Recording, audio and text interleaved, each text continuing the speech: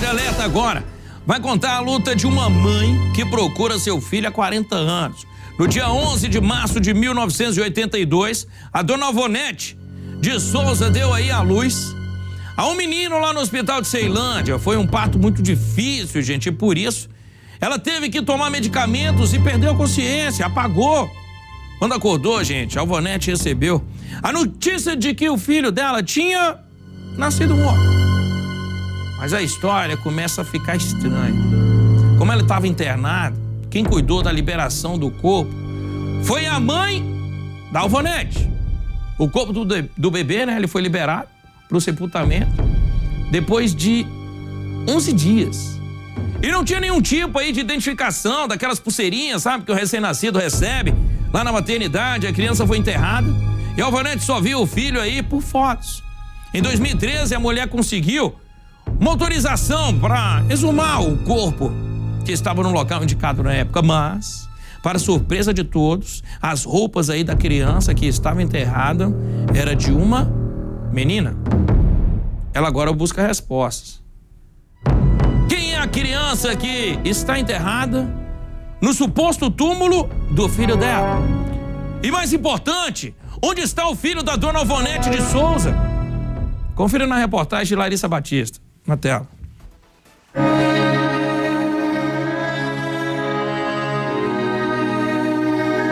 Queria ter dado um nome pro meu filho. A única coisa que eu tenho é uma ficha de internação. Não tem um histórico meu, não tem um pré-natal meu, não tem nada meu.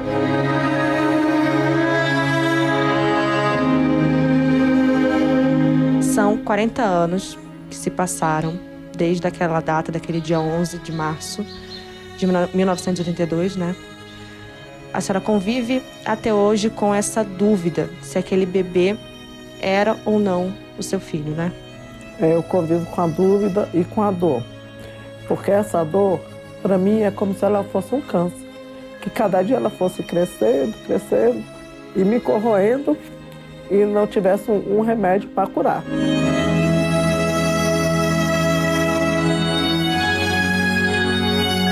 Eu fui para a sala de recuperação e quando eu acordei, que foi cesárea, eu estava sob efeito de anestesia. Quando eu acordei, tinha umas pessoas perto de mim, eu perguntei pelo meu filho, só que ninguém me respondeu. Aí veio o pediatra e eu perguntei, ele falou que meu filho tinha morrido. Aí começou a minha saga, começou meu sofrimento. Porque assim como eles não me mostrou o corpo do meu filho, não mostraram para minha mãe, também não mostraram para ninguém da minha família, para ninguém. Só que minha mãe não conformava deles não querer entregar o corpo do meu filho para ela fazer o sepultamento, o enterro do menino. Aí ela ficou 11 dias na porta do hospital, 11 dias perturbando, até que eles resolveram entregar um corpo para minha mãe. Só que aquele corpo que a minha mãe fez o sepultamento, ele era muito grande, ele não tinha pulseirinha de identificação. E como eu estava internada, eu pedi minha mãe que tirasse foto, para mim conhecer meu filho, pelo menos por foto, já que eu não tinha conhecido meu filho. Ele não tinha nem identificação, ele não tinha nada. Não é meu filho. Meu filho foi tirado de mim, eu tenho certeza.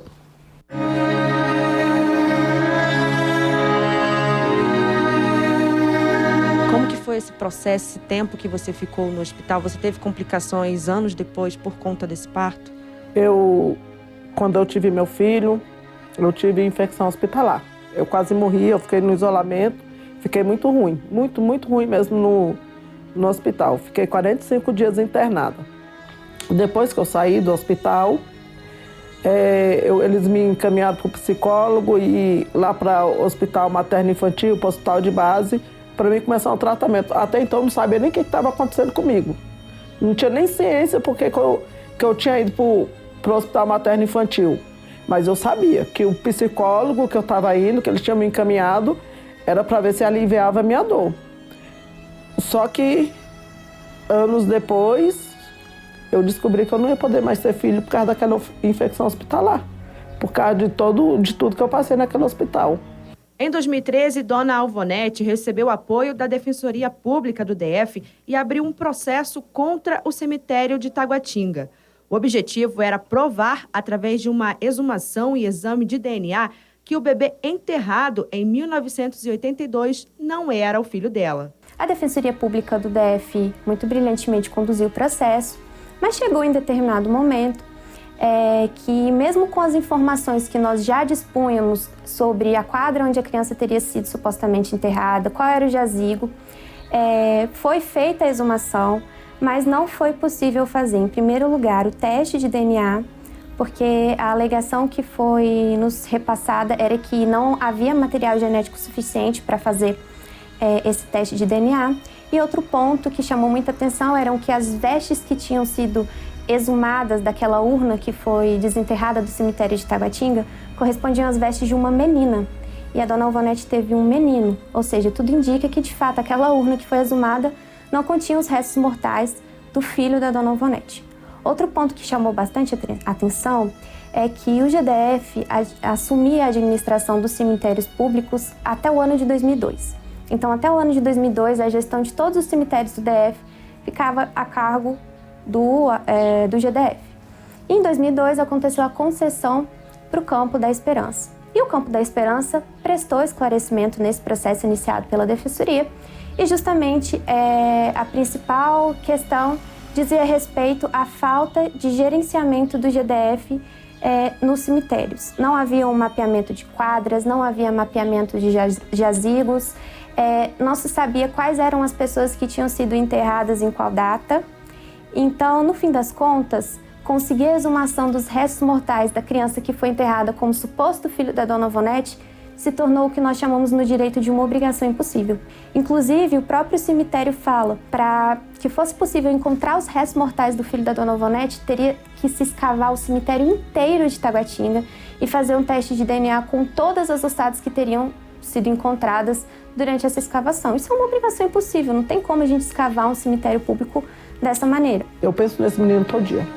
Toda hora eu penso nesse menino, todo minuto. Aí eu falei assim, eu vou, e dessa vez não vou desistir mais. Eu não vou sair, porque eu preciso saber a verdade, porque senão eu vou morrer. Porque várias foram as vezes que eu tentei me matar por isso.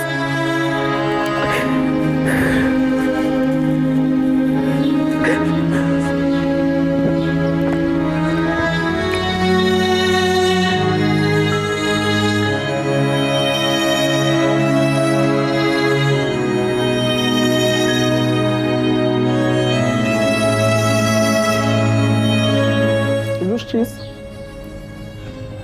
Fazer o DF se responsabilizar.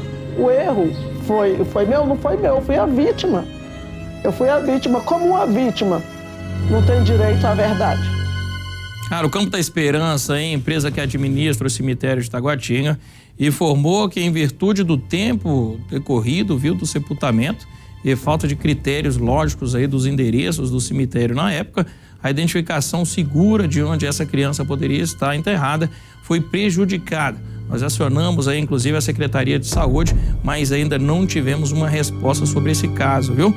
Vocês viram aí que o corpo do bebê não foi localizado. A criança do sexo masculino nasceu no dia 11 de março de 1982 no Hospital Regional de Ceilândia, HRC, 11 de março de 1982.